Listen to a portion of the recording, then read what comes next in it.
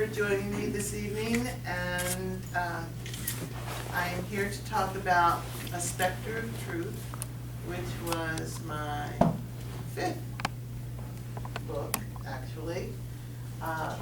So,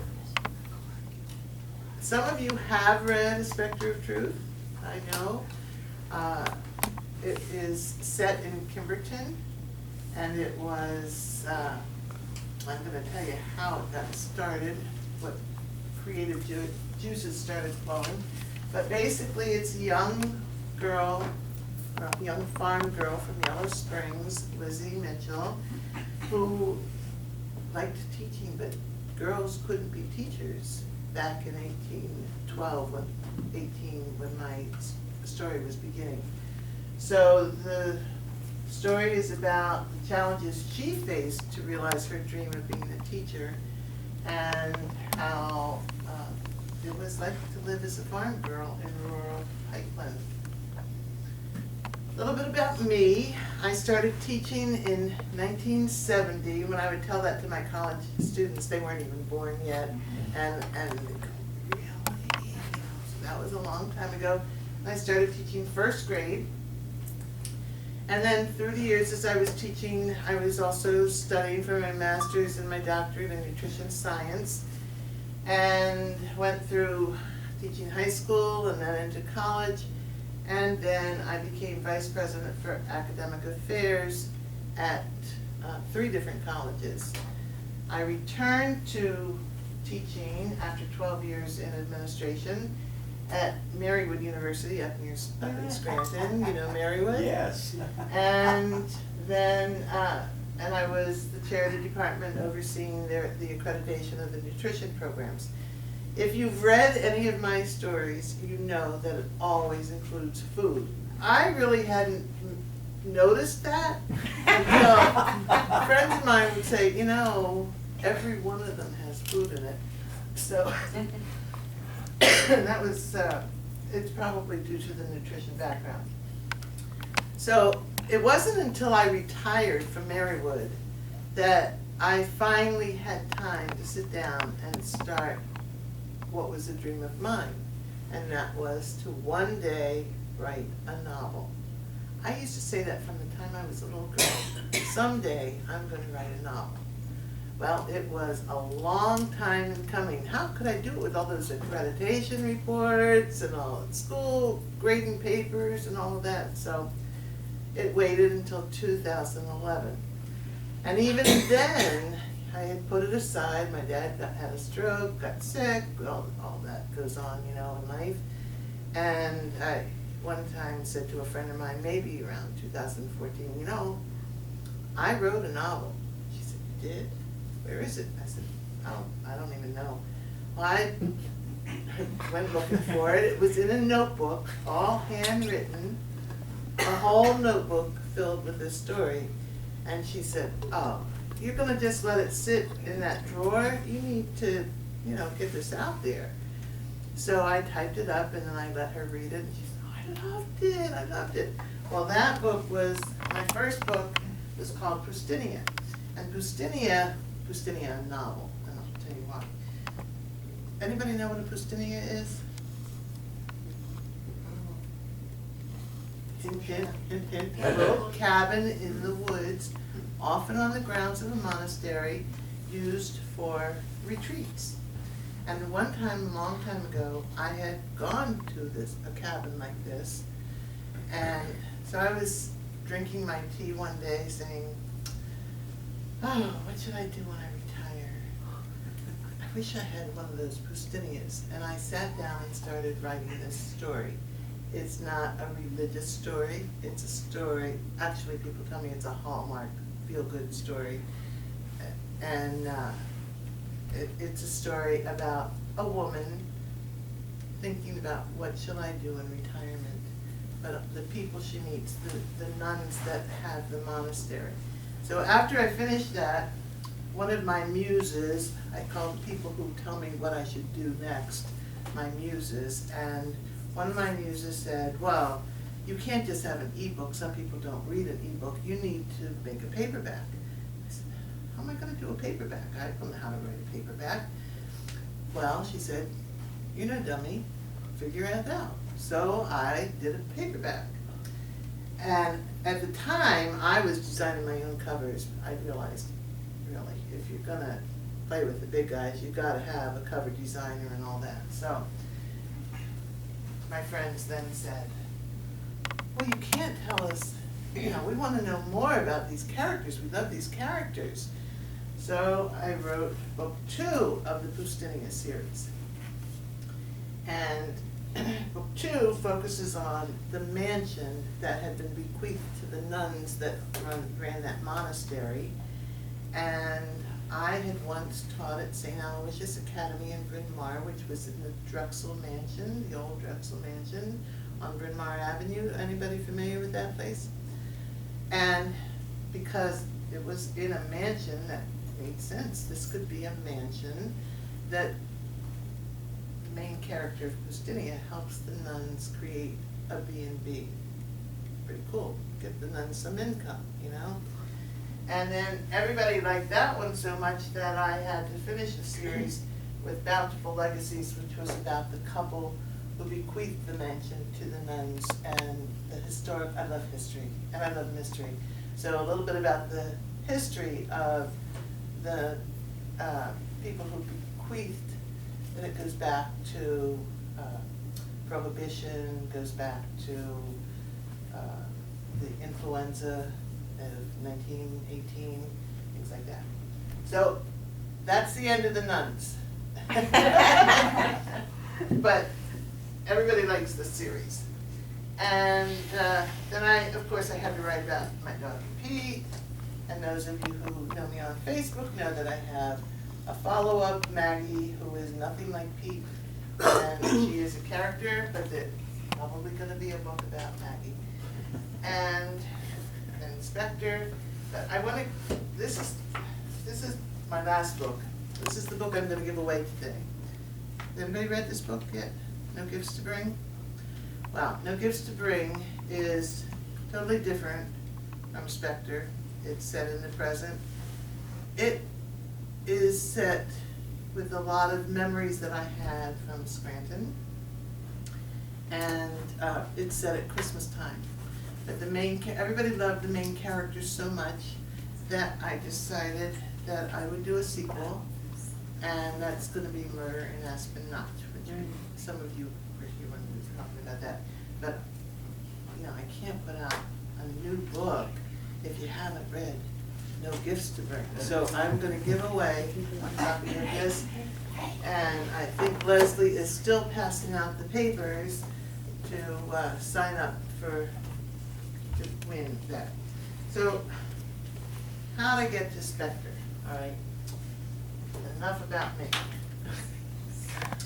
I was sitting in the post office at Kimberton, and if you look at, that is the current post office at Kimberton.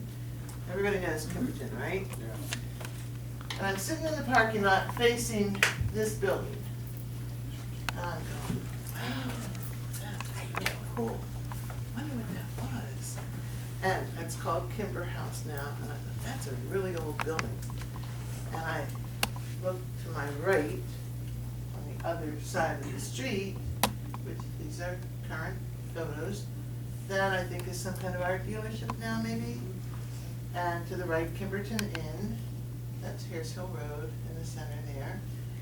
And this building didn't look as old to me, but Kimberton Inn says 1796 on the sign outside. So I'm thinking, I wonder what these were. This is really cool. So I went home and I Googled it. What are these 4 buildings?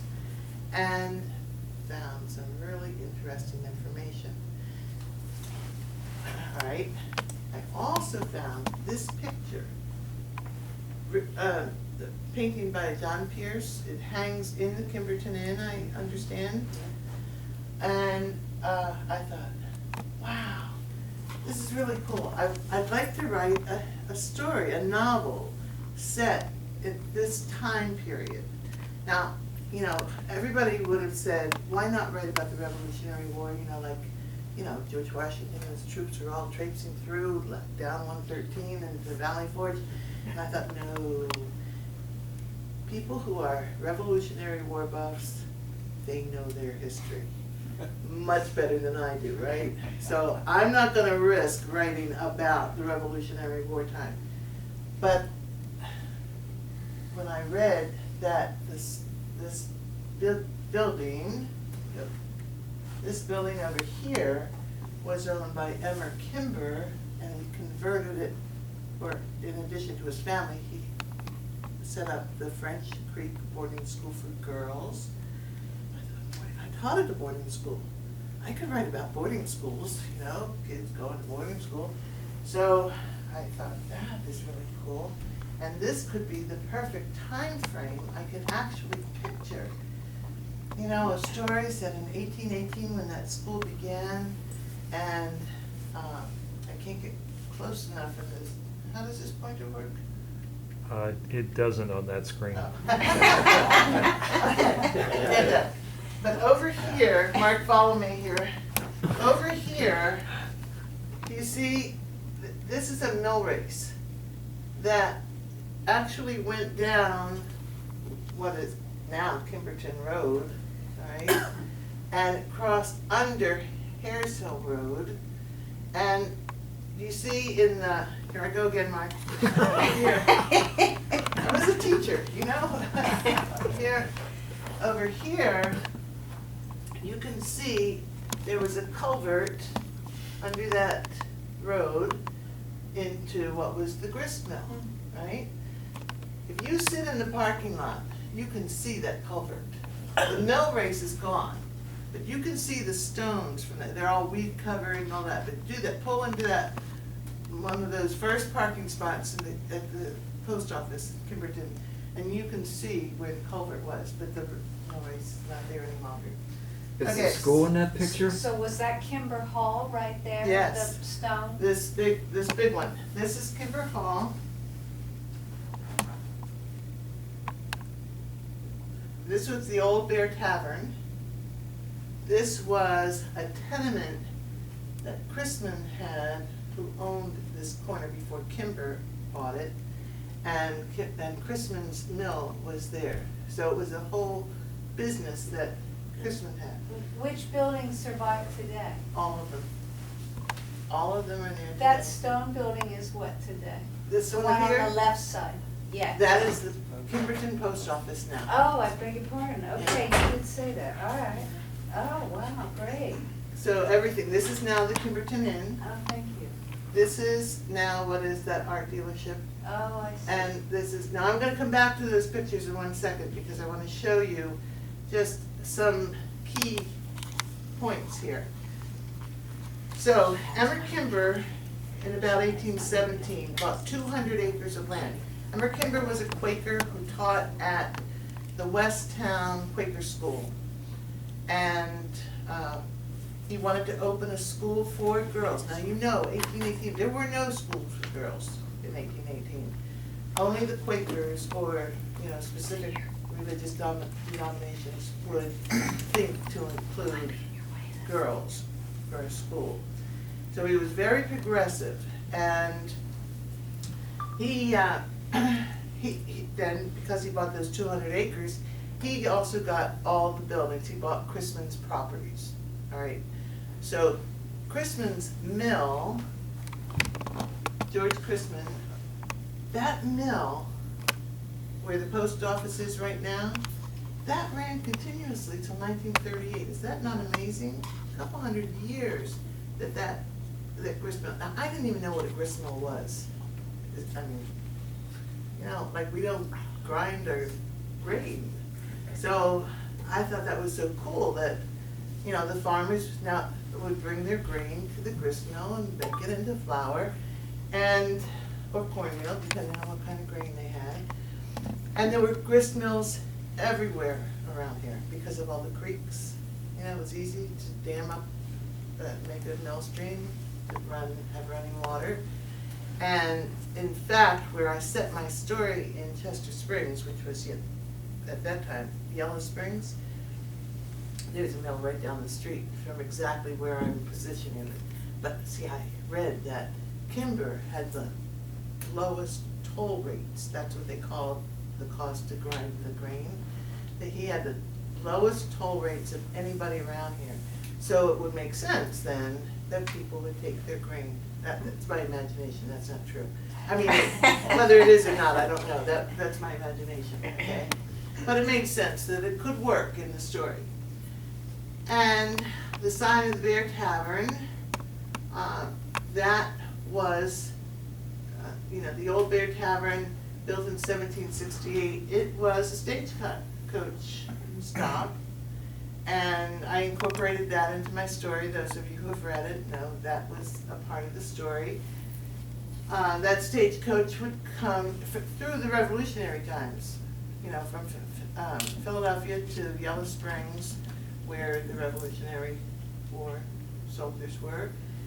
Kimber converted it to a general store, and around 1820, he called the little village Kimberton. Now, how about that? You can call it your own name, and made a post office. So that yellow, we'll go back to the pictures again. I just wanted you to see these. And then the Kimberton Inn, that was originally a tenant house for Chrisman's employees. Kimber converted it to be an inn for the parents of the girls that went to school there. So if I go back, so here we have the old Bear Tavern that became the general store and post office. The inn for the boarding school girls' parents, the grist mill, and the boarding school. Is that not cool? And at one point, Kimber, who was very entrepreneurial, actually got some of his Quaker elders angry because he got himself in debt a few times, was even taken to debtor's court in Westchester. And so in my story I wrote how, some of the ladies wagging their tails, but he thinks he knows everything. He's got his hand in everything. Well, apparently that's what happened. And I also, given the pictures here, and that this was a tavern, I figured that there could be rooms up there. So in my imagination, I even had Lizzie at one point living with, in a room up there with two other friends of hers, and that's how my imagination worked. Okay, so Mark, I'm going to sit down for a second, okay? Sure. All right, so when I was doing my original research, I didn't even know what did women wear, what did people wear at that time? And, how did they cook? My thing on food. So how did they cook? What did they do? Well, this picture I found pretty much is an idea of what Lizzie would have been wearing as a farm girl in those days. They're kind of dressy, but basically they had their chemise underneath that they even went to bed in, like a nightgown. And then everything else, they had the bodice, and everything else they had a petticoat, and then a skirt that tied. Imagine, ladies. I mean, I can't even imagine. And the petticoat was really important, because that showed, and they could, fancy it up a little bit. Not too much, that ostentation did not go far. But you can see, even in this picture, and sometimes they would even get gingham, colored gingham, to make a fancy petticoat. Now, would these be Quaker women? They would be a little plainer, but they would have their petticoat, the same thing. No, they wouldn't have their dress. Yeah. But, and their dress would either be black or maybe like a very dark, plain color. And they probably wouldn't have buttons and all that, But Lizzie was not Quaker in my story. Lizzie was Presbyterian.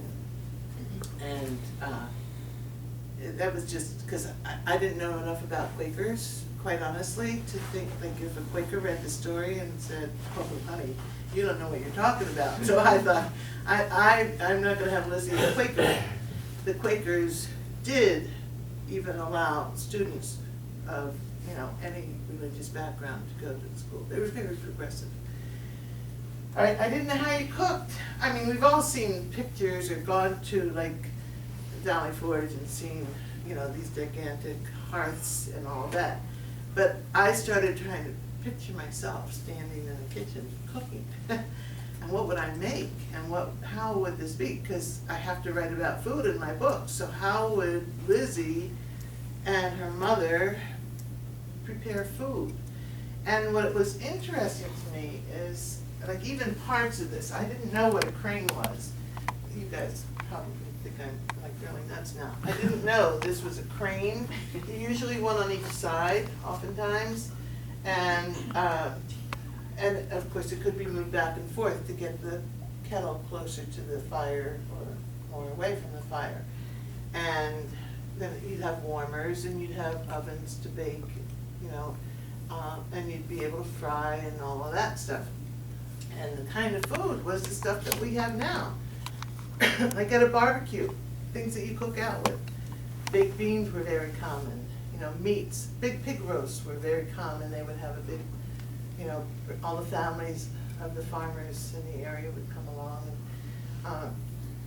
And like spices, you know, would they even make coffee or tea? Well, interestingly, this is 1818. Coffee was still the beverage of choice because my sister read the book first. She's one of my beta readers. She read the book and she said, why are they always drinking coffee? Why wouldn't they be drinking tea? And I had done research on that. There was still a sentiment against tea from the Revolutionary War. So coffee, you could buy coffee beans and grind them yourself. You know, you'd go to the general store and you could buy a pound of, you know, probably whatever, half a pound of coffee beans and grind them. So that was kind of interesting to see how, but imagine, I mean, ladies, those skirts leaning into the fire, you know, can you imagine? And lugging the kettles from the backyard, you know, the well where you're pumping the water and then carrying them all the way through. Like, to me, it was just amazing how all of that started to become a part of it. So I did a lot of research online and the Historical Society, but the Phoenixville Historical Society didn't have a lot, but the East Pipeline did. Well, they have a room, and their website has a lot of information, so I could get a lot of research that way. But one of the coolest things, down here, you see I have 30,000 Acres. This is a book by Estelle Kremers. And when I went to East Pipeline, the township building, to see what I could find out, they showed me this book, and they said, now, this book is out of print right now, so you can come here and read it, but you can't take it with you. And I said, Estelle Kremers, that name is familiar. Is she still alive? And the lady said, no, I don't think so. Anybody here know Estelle Kremers? Right, well, guess what? My sister's close friend was Hope Kremers and her daughter Eve Kremers, who was still, to this day, friends of my niece, Kim. And so I said, Kim, ask Eve if Estelle Kremers is related to her. It's her grandmother. Her grandmother. So I called to see if they happened to have that book in their basement, and they did. So I have a copy of 30,000 Acres. It has so much. Mark, you'll have to check and see if it's in the library here. It is. It's in our local history collection upstairs. It's an excellent resource for the history of this whole area with, you know, Vincent Township and, you know, the whole area. It's really cool. So that was a great deal of research just for this book.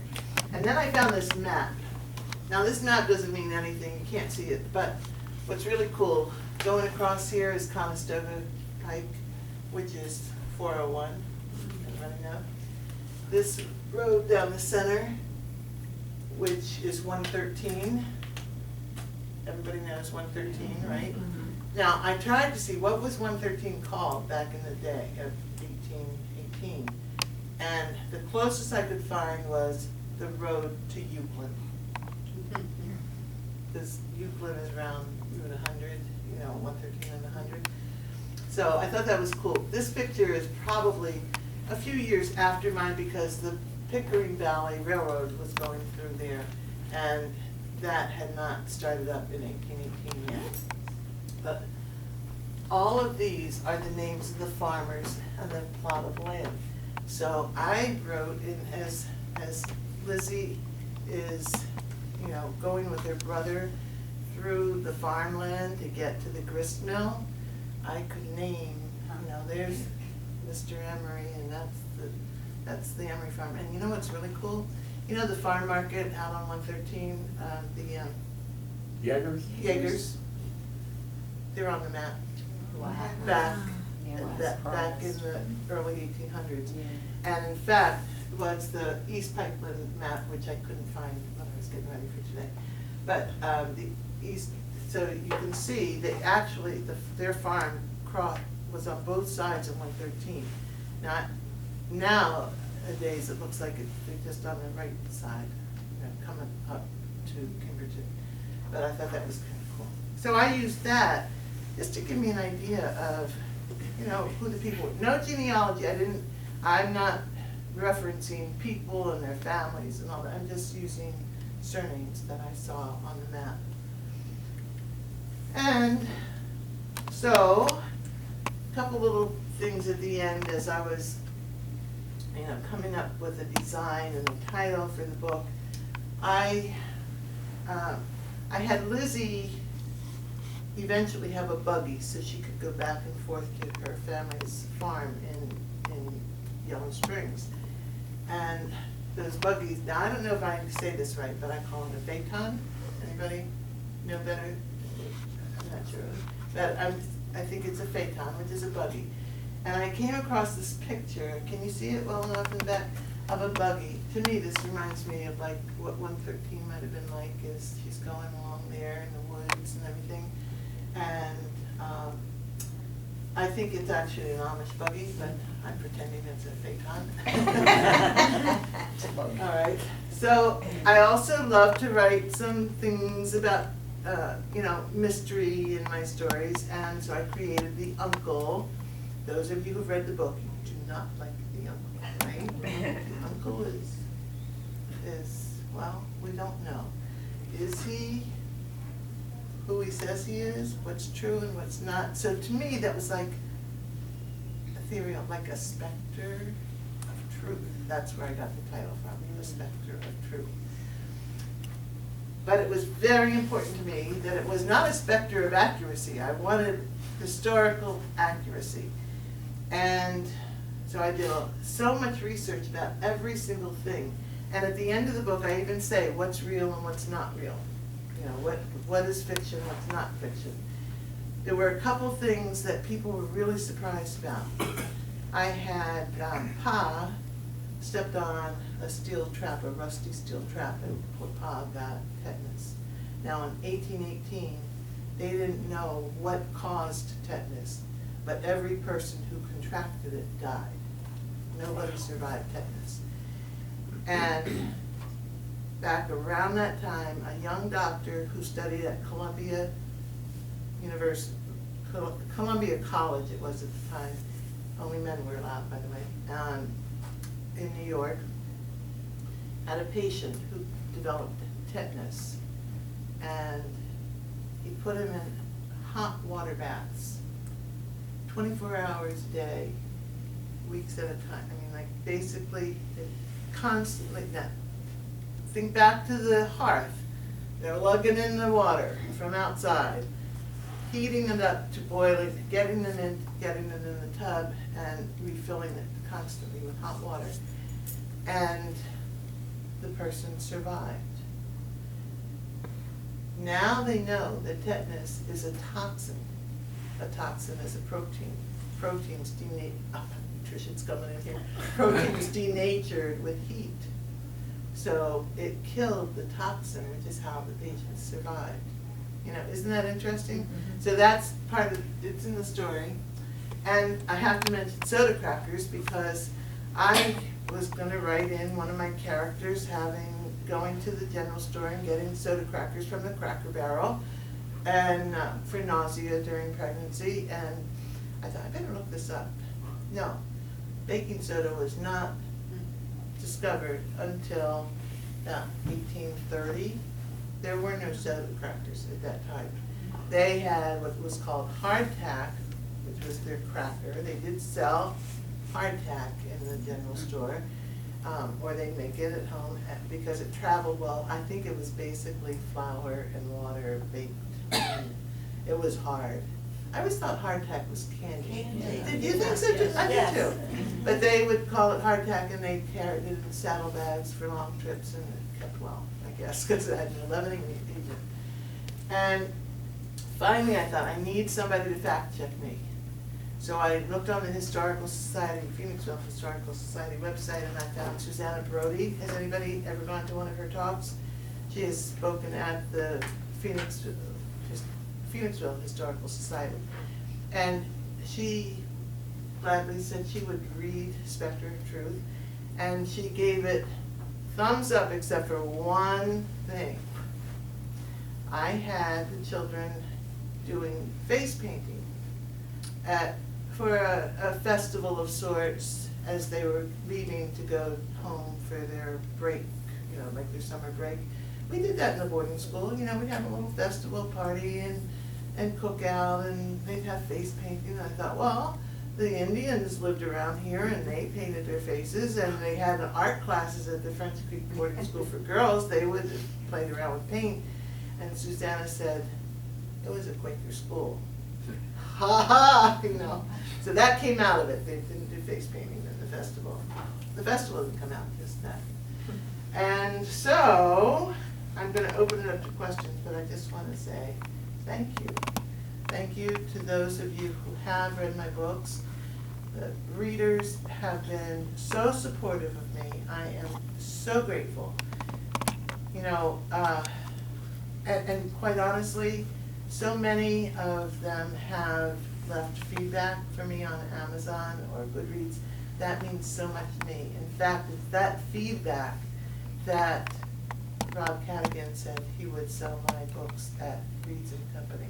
So I was, you know, if you haven't ever given feedback, it's so easy to do. You just scroll down and, you know, we all buy things from places that you can find feedback, right? And don't you read the feedback before you buy something? The same way with books. So if you like the story, just take the minute to, you just scroll down to the feedback, and then there's a button that says, would you like to leave feedback? And you go, click, and that's it. I mean, it's so easy to do. So it's my readers that are keeping me writing. To see my name in lights. I was driving along the 23 and I'm going like, oh my God. And it was so cool. I waited till it scrolled all the way through until I could get another picture of it. And so Gateway Pharmacy was the first place in town that offered my books. Now Reading the Company, the Y, some of you I met at the Y, they invited me to come and speak to the book club at the Y, and then back for one of the functions, the health fair in May. Mark Pinto for calling me and saying, would you come and speak to our group? I was honored, so thank you, Mark. And I have to say thank you to the people who have been my muses, who egg me on, give me ideas for the next story, or tell me, you know, I want you to follow up on this one. We need more stuff on this, more books on this area. My editors, the ones who find those pesky typos, and you know, I was reading it today and I found one more typo in there. It's not even one that anybody would recognize, I don't think, but I saw it.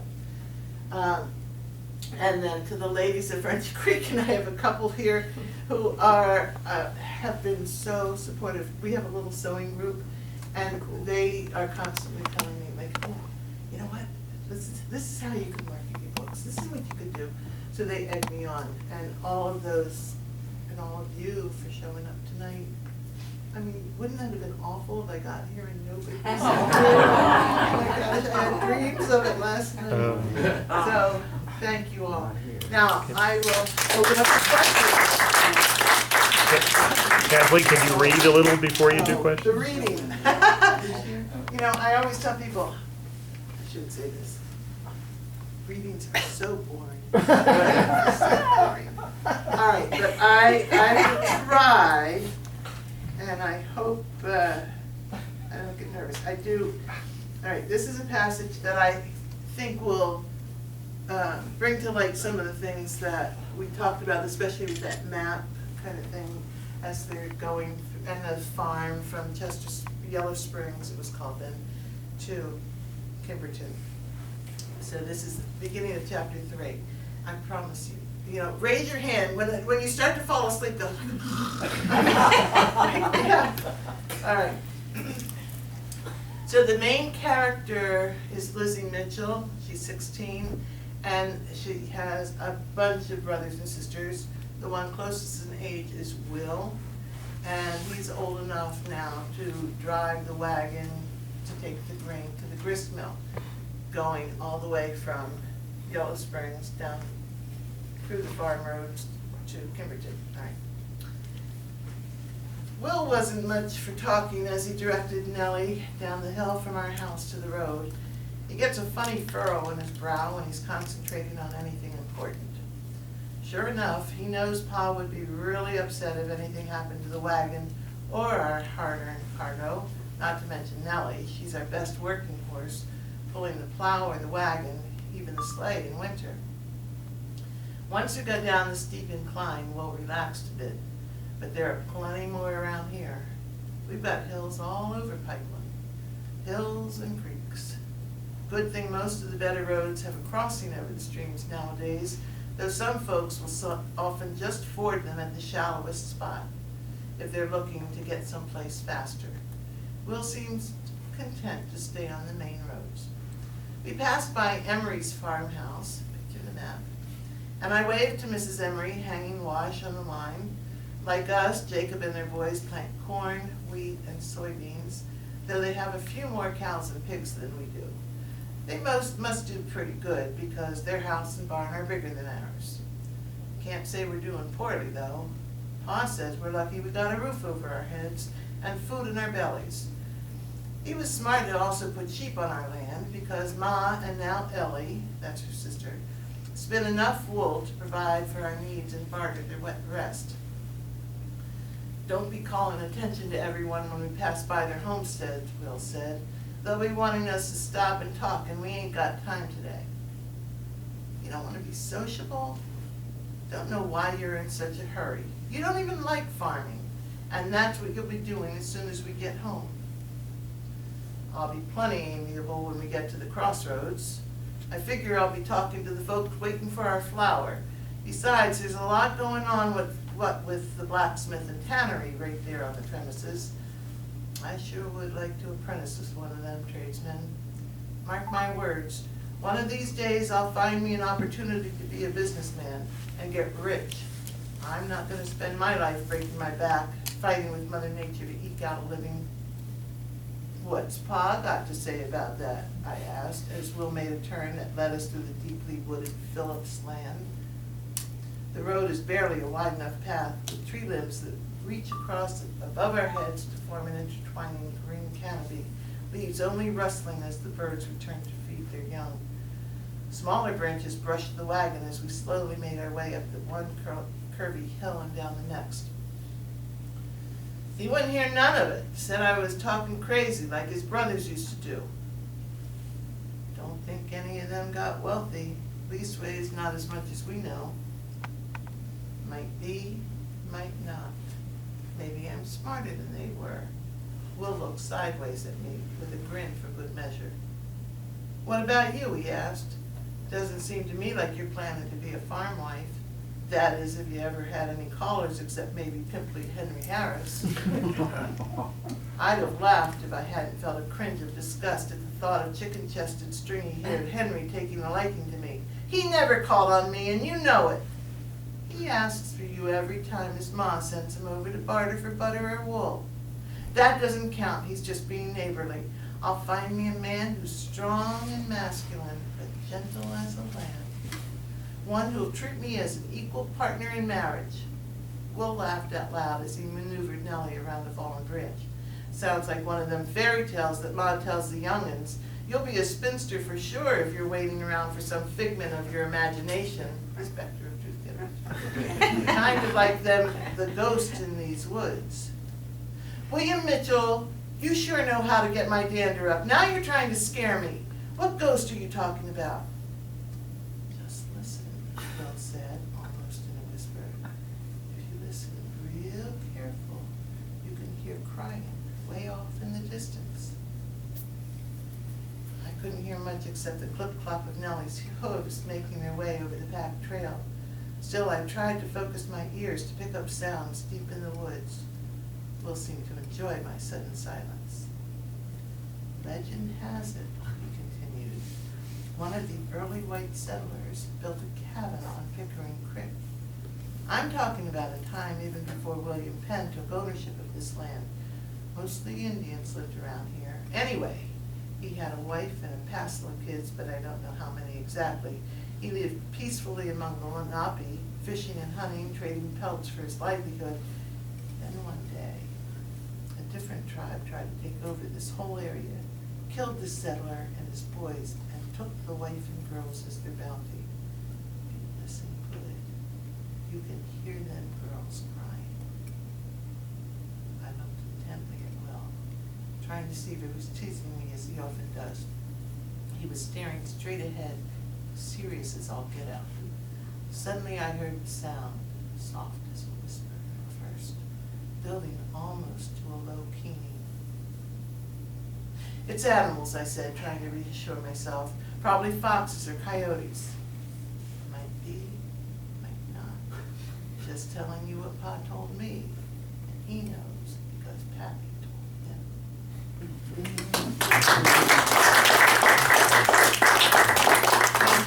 What can I answer? Any questions? Yes. Do you live in Kimberton or Chester Springs? I live in Kimberton. Oh, you do? Technically Phoenixville, actually. Okay. I live like at the Villas of French Creek, Okay. which is right behind Ace Hardware. Yes, Yes, did you publish the book yourself or find Yes. it? You did? I did. You know what? Because I was not looking for a second career, and this was, for me, it was fun, you know, just writing and telling stories. I was having fun with it. And I'm 70 years old. I decided that I'm not going to be looking for an agent and a publisher, and I don't expect to ever be on, you know, James Patterson's list and all that kind of stuff. You know, even when I read like Lisa Scottolini's agenda, and one day she's in, you know, when she goes on these book tours, and one day she's in Arizona, and the next day she's up in Chicago someplace, and the next, and I'm thinking, like, no, I don't want that. I'm just happy to write, and then I love meeting and greeting. So, you know, of course, if you want to buy the books, that's nice too. I don't have any problem with that. But and to spread the word. I mean, it's exciting to me to see. You know, I can see when my books sell. It's exciting. Now, you know, I'm happy with one a day. So I'm not talking about like big numbers. I'm talking like, wow, I sold another book today. It's exciting, you know. And like I said, if people didn't tell me they enjoyed the stories, I wouldn't do this, but it's fun. Well, how do you know how many books to put out at a clip so you're not left with a lot of books? Because as an independent writer, I've actually chosen to go through Amazon, and they print on demand. Oh, okay. So I do order my books. I have to, if I want any, I buy them. I do get a discount, which I'm able to pass on like a little bit. It's not a big discount, but I get a little discount. I buy them, I pay the postage, shipping and handling, and then, so I keep some on hand for events like this that I can bring some over. But other than that, it's basically, so if you went on Amazon and looked at and ordered a book, which you can get an ebook or paperback now, then they would come directly to you, you know. But since you live in my neighborhood, I have some in my garage. There you go. Any other questions? How long did it take you to write A Specter of Truth? With all the research you had to do and It took about a year. It took about a year. I actually had just had spinal surgery in January of 2016. I'm trying to think. I published Specter in like September of 2017. So I couldn't go anywhere or do anything except I could sit at the computer. So Right. it was kind of, so a lot of the research I did was right on the computer, except for field trips like to the county building, things like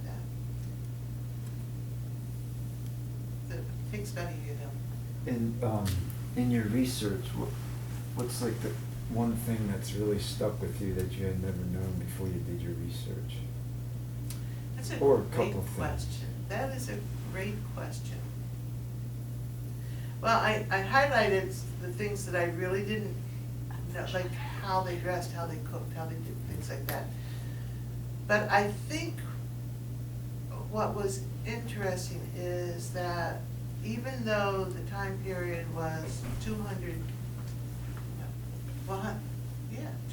years ago, people were very similar in this area. You know, people in this, we have a lot of strongly religious-based groups in this area. That was a very prevalent thing. The Quakers, very interesting things that was kind of a surprise to me, that what I was reading, I could picture myself then, even though it was 200 years ago. As far as, like, there was so much I didn't know about the history that, you know, I had to be really careful in the research. There was so much I didn't know. You can visit the place, but you don't know the details, kind of thing. Did I answer that question? Yeah. Good. I don't know if you're familiar with this, but in the clubhouse, there's a newspaper clipping on the bulletin board in the entryway. It's about the development of the site that the village were built on, Maple Lawn Farm. Yes, it was Have a you farm. read that? No, I actually didn't read it, but Yeah. I've missed seeing that, but I yeah, bet there's a so lot much of people that history. live there have not read it, but I'm kind of nerdy that way, You- and I need to you read like everything, reading. and I really found it fascinating, because it was only 1990 Yeah. that the whole area was developed. That was part of where Ace Hardware and Gennardi's Right. used to be. That was all part of the farm. It's a horse farm.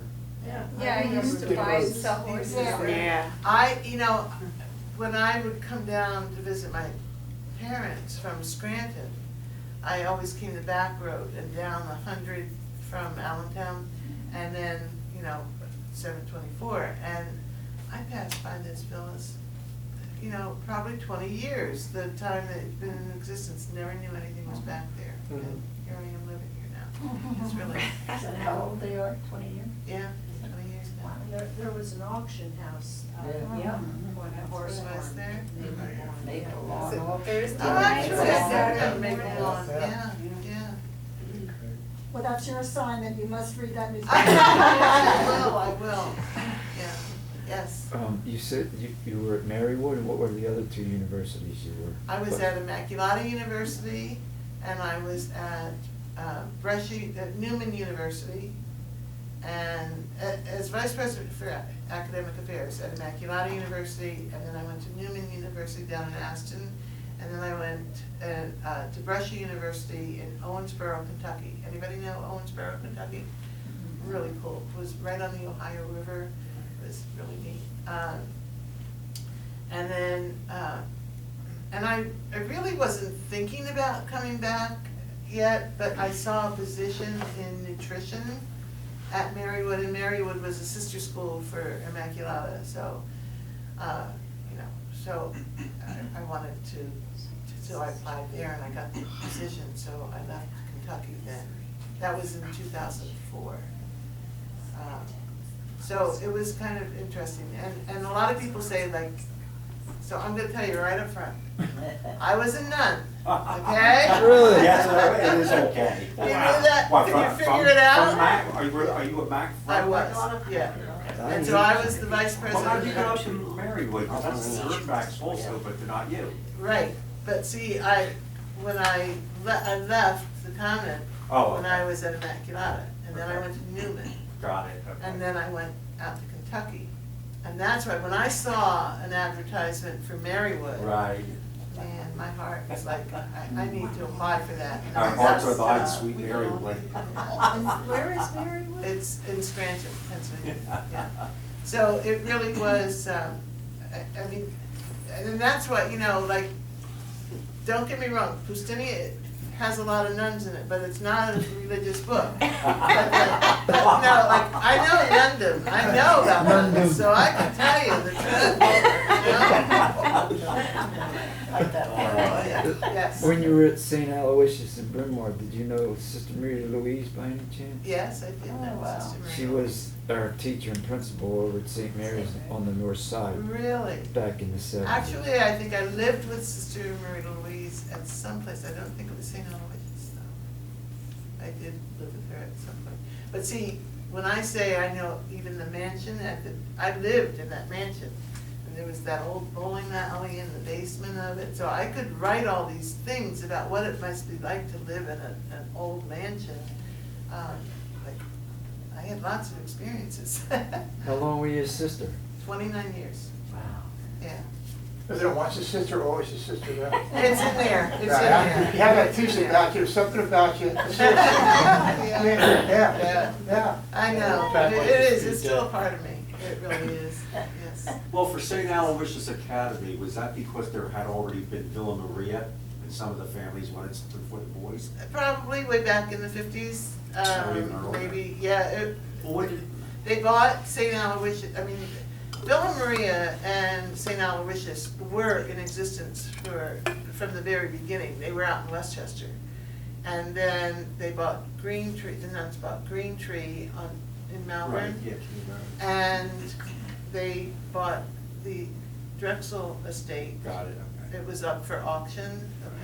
They probably got a good price, you know. I think But it so. was back in like 1950, Right. and they made that into a boarding school. So I taught in that boarding school. Then we had day students too, but, you know, I was one of those strict nuns that made the boys get up at too early, et cetera.